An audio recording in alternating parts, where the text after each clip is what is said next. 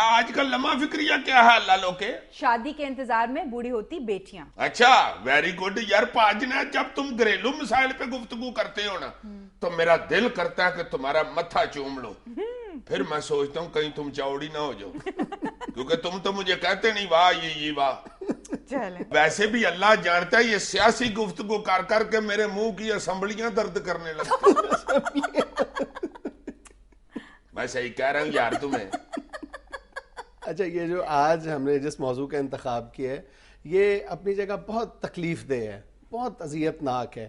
ہمارے اکثر گھروں میں یہ جو یہ غم کی شکل اختیار کر جاتا ہے یہ مسئلہ, اور آہستہ آہستہ ماں باپ اس غم میں گھلتے چلے جاتے ہیں. نظر نہیں آتا یہ مسئلہ سوسائٹی میں, لیکن گھروں کے اندر ہی یہ مسئلہ آہستہ آہستہ سلجھتا رہتا ہے, اور کئی جگہ پہ یہ مسئلہ اتنا سنگین صورت اختیار کر جاتا ہے کہ وہ پھر ماں باپ کی جان تک لے لیتا ہے یہ مسئلہ. لیکن سر اس کی بیسک وجہ کیا ہے؟ اچھا جب بھی اس مسئلے کی وجہ تلاش کی جاتی ہے تو عام طور پہ یہ کہہ دیا جاتا ہے کہ جی یہ اللہ کا حکم ہے اور قدرت پہ اس کی ذمہ داری ڈال دی جاتی ہے. حالانکہ جب ہم اس معاشرتی مسئلے کی وجوہات جاننے کی کوشش کرتے ہیں تو ہم اس نتیجے پہ پہنچتے ہیں کہ زیادہ تر وجوہات کا تعلق کوئی قدرت سے نہیں ہے بلکہ وہ مین میڈ وجوہات ہیں. کچھ عرصہ پہلے تک یہ سمجھا جاتا تھا کہ اگر کسی لڑکی کی شادی مناسب عمر میں نہیں ہوئی تو اس کی ایک ہی وجہ ہوگی کہ جہیز کی کمی ہوگی اس گھر میں, ماں باپ اس کو مناسب جہیز نہیں دے پا رہے ہوں گے, اس وجہ سے وہ آج تک گھر میں بیٹھی ہوئی ہے.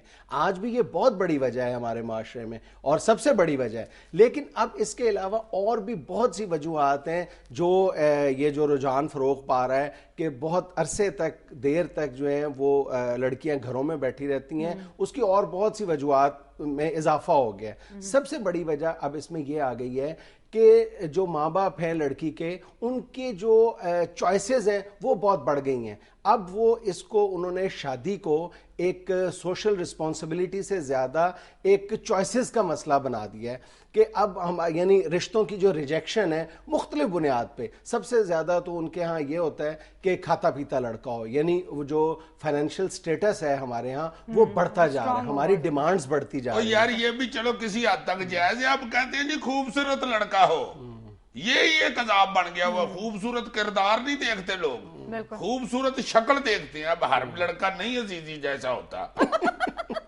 اچھا اگر عزیزی جیسا خوبصورت لڑکا مل جائے تو پھر اس کی عمر کا معاملہ درپیش ہو جاتا ہے. اگر عمر میچ کر جائے تو پھر ذات برادری کا مسئلہ آ جاتا ہے. اگر ذات برادری میچ کر جائے تو پھر اس کے فائنینشیل سٹیٹس کا مسئلہ آ جاتا ہے. یعنی اتنی ہمارے پاس ہم نے اس کو مسئلے کو اتنا کمپلیکیٹ کر دیا ہے کہ کہیں پر بھی ہم جو ہے وہ ہماری سوئی نہیں ٹھہرتی, اور ہم بہتر سے بہتر کی تلاش میں ہیں. وہ مہینے اور سال گزرتے چلے جاتے ہیں اور ہم اس بات کو اس سے چشم پوشی کرتے ہیں کہ لڑکی کی عمر بڑھتی جا رہی ہے, اور پھر ایک سٹیج آ جاتی ہے جب وہ ساری چوائسز جو ہیں ہمارے پاس ختم ہو جاتی ہیں, اور پھر ہم پیچھے مڑ کے دیکھتے ہیں تو کہتے ہیں چلو یہ بھی گوارا ہے, یہ بھی گوارا ہے, یہ بھی گوارا ہے, لیکن اس وقت ہمارے پاس چوائس نہیں رہتی. اگر اس وقت کمپرومائز نہیں کیا جاتا تو بعد میں خدا نخواستہ ایسی صورت بن جاتی ہے جہاں پر پھر ہمیں اس سے زیادہ بڑے کمپرومائز کرنے پڑتے ہیں. یا دوسری صورت یہ ہوتی ہے کہ پھر لڑکی کی شادی نہیں ہوتی تو پھر جو سماجی مسائل ہیں, نفسیاتی مسائل ہیں, وہ منہ کھولے کھڑے ہوتے ہیں. زیادہ تر کیسز میں دیکھو کہ جب لڑکی کی مناسب عمر میں شادی نہیں ہوتی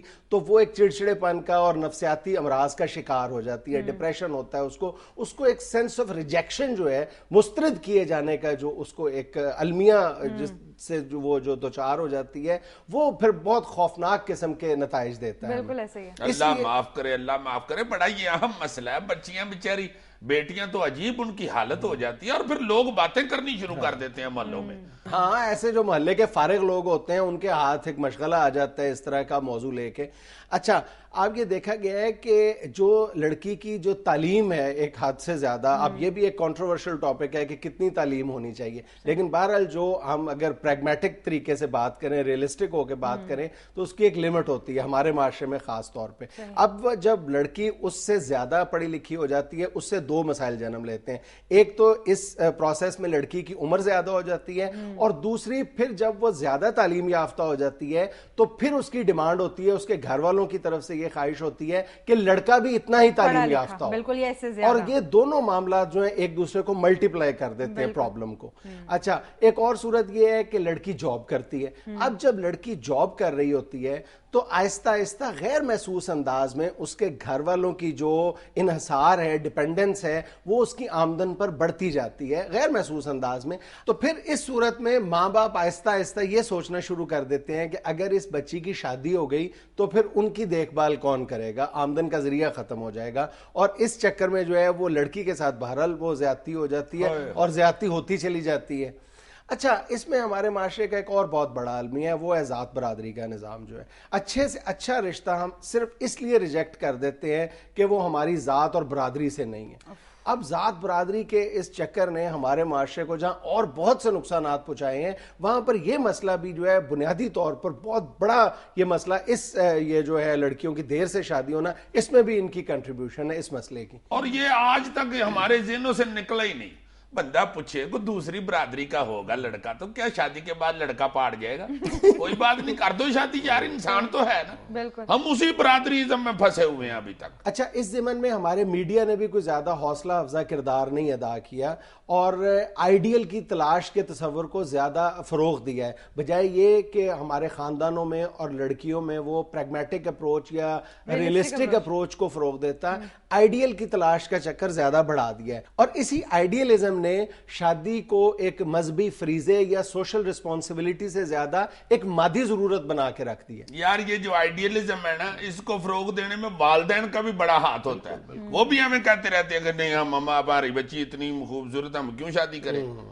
کر کے باتیں اس طرح کی بچی کے ذہن میں اس قسم کا بٹھاتے ہیں کہ وہ بیچاری خوابوں میں شہزادے دیکھنے شروع ہو جاتے ہیں. بالکل، یہ بچپن سے ہی اس کو اس طرح باتیں کرنا شروع کر دیتے ہیں، بتانا شروع کرتے ہیں کہ کوئی شہزادہ آئے گا، وہ آ کے لے کے جائے گا. اس لیے ماں باپ کو چاہیے کہ اولاد کی تربیت کے دوران، خاص طور پہ بچیوں کی تربیت کرتے ہوئے اس بات کو مد نظر رکھیں ہمیشہ کے لیے کہ اس کو کسی خوابوں کی جنت میں نہ لے کے جائیں. واقعی یہ والدین کو چاہیے کہ بچیوں کو بچپن میں سمجھائیں کہ کوئی شہزادہ نہیں آنے والا جو آ کر لے کر جائے گا اور تمہیں پریوں کی طرح رکھے گا. ریئلسٹک اپروچ ہونی چاہیے شروع سے. مگر یار یہ لمحہ فکریہ صرف والدین کے لیے نہیں، یہ پوری فیملی کے لیے ہے. ارد گرد جتنے بھی لوگ ہوتے ہیں بچی کے، اس کی مائنڈ میکنگ اس طرح کی کریں کہ وہ اپنے ذہن میں کوئی معیار نہ بنا لے اور اپنے آپ پر بھروسہ ایک حد تک کرنا چاہیے. اس کے بعد اللہ پہ بھروسہ کرنا چاہیے. یہ بچیوں کے معاملے میں تو اللہ تعالیٰ خود رحمت فرما دیتے ہیں. بے شک.